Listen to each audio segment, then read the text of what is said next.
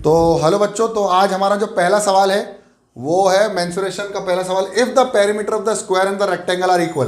तो सबसे पहली चीज़ तो एक स्क्वायर हमने बना लिया, बहुत खूबसूरत सा स्क्वायर बना लिया।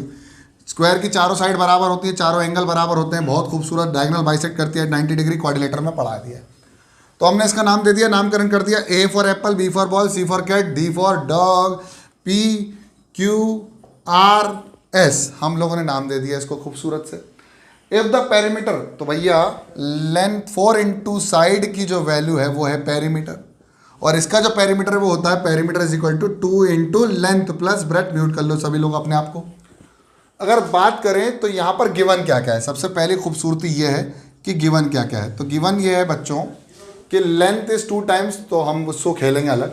और यहाँ पर हमें पेरीमीटर दिया हुआ है, तो पेरीमीटर ऑफ स्क्वायर क्या दिया हुआ है, पेरीमीटर ऑफ स्क्वायर दिया हुआ है 400, और पेरीमीटर ऑफ रेक्टेंगल भी दिया हुआ है 400, 2 इंटू लेंथ प्लस ब्रेथ। बहुत खूबसूरत दिया हुआ है चीज़ें।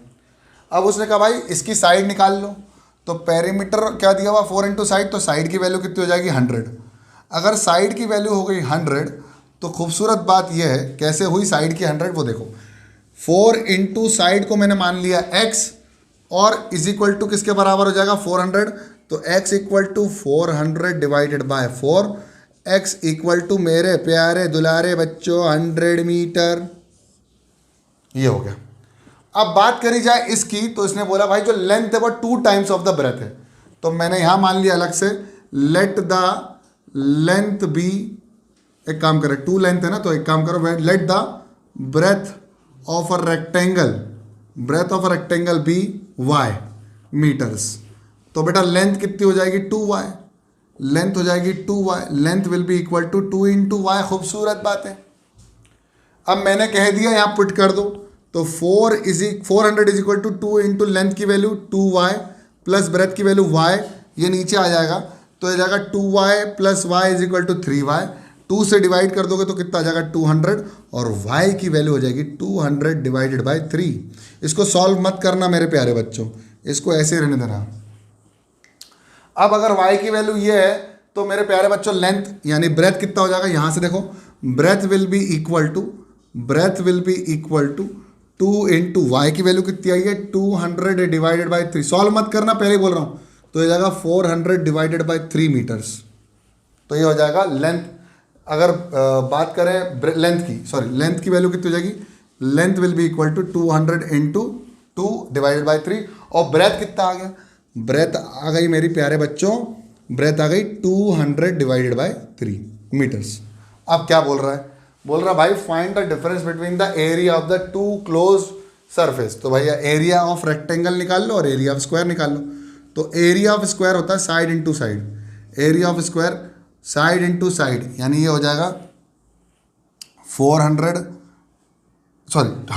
इंटू 100, तो ये हो जाएगा 100 इंटू 100 कितना हो जाएगा मेरे प्यारे बच्चों, 1 2 3 4 0 सर, इतना मीटर स्क्वायर। और इसका एरिया कितना हो जाएगा, area of rectangle, sir area of rectangle जो हो जाएगा वो हो जाएगा 400 इंटू 200 डिवाइडेड बाय 9, तो ये हो जाएगा 9, 4 2 ज़ा 8, तो ये हो जाएगा 8 1 2 3 4, 8000 डिवाइडेड बाय 9 मीटर स्क्वायर।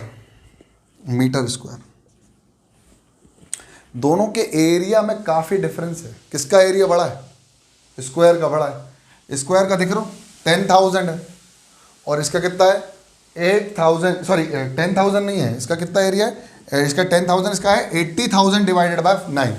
तो 80,000 डिवाइडेड बाय 9 कितना होगा, जरा देखो 80,000,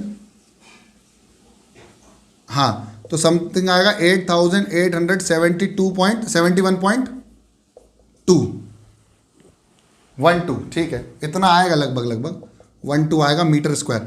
अब देखो इसका 10,000 है और इसका 8,871.212, इसका मतलब ऑब्वियसली स्क्वायर का एरिया बराबर है, बड़ा है।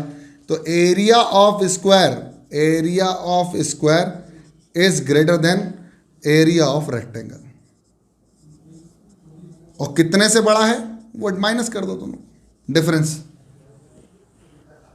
बहुत शानदार।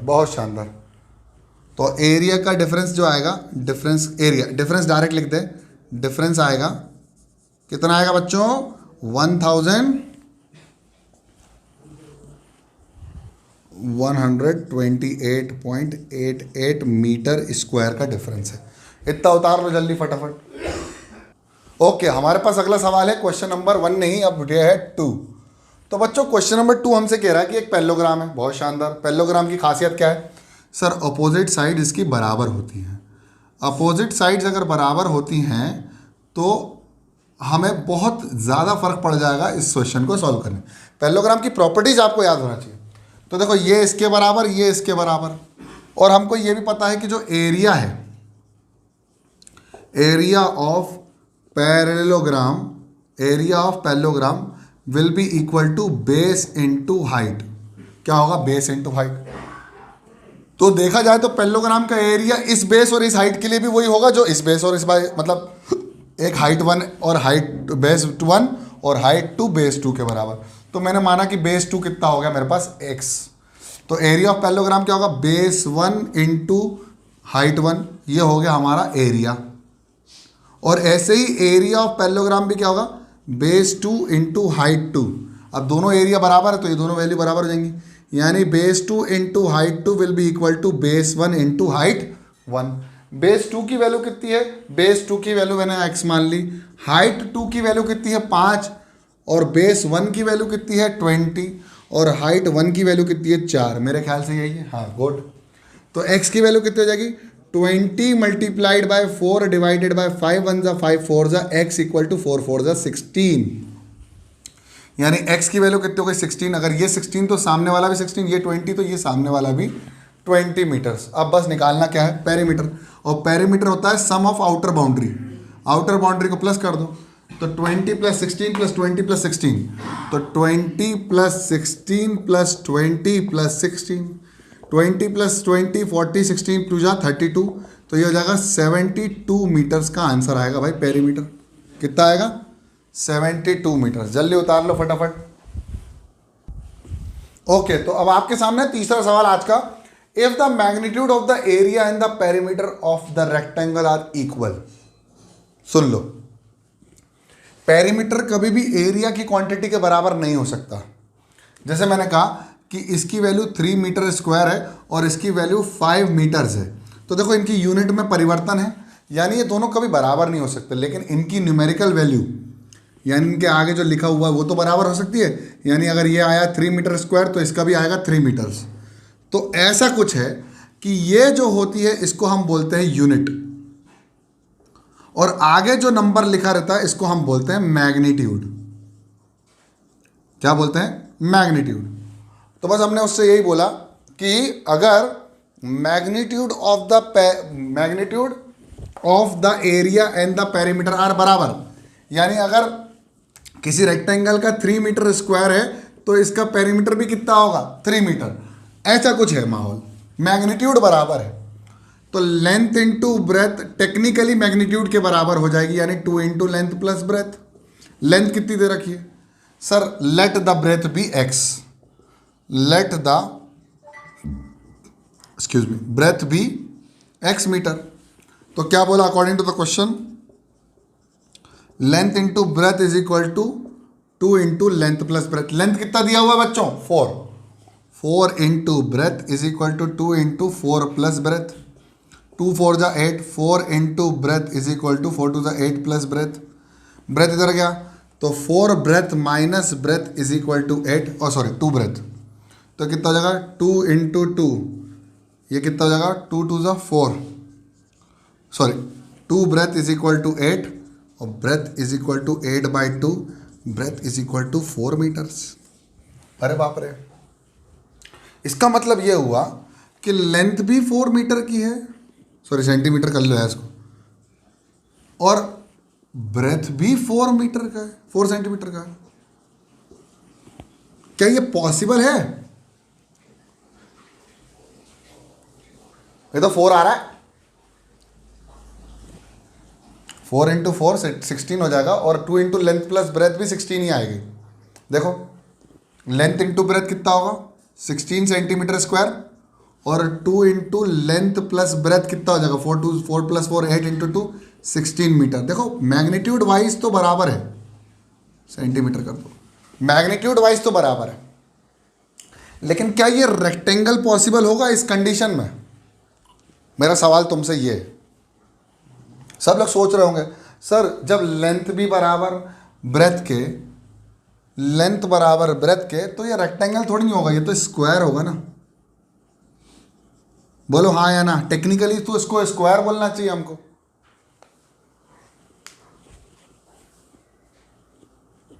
लेकिन मैं तुमको एक बात बता दूं कि एक स्क्वायर भी एक रेक्टेंगल होता है, इसलिए हम ऐसा रेक्टेंगल बोल दें, it is a special rectangle, it is a special, it is a special rectangle, it is a special rectangle whose,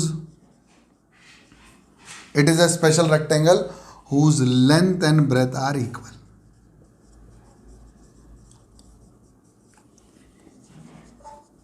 Whose length and breadth are equal. जल्दी से उतार लो, छाप लो दिमाग में भी और कॉपी में भी।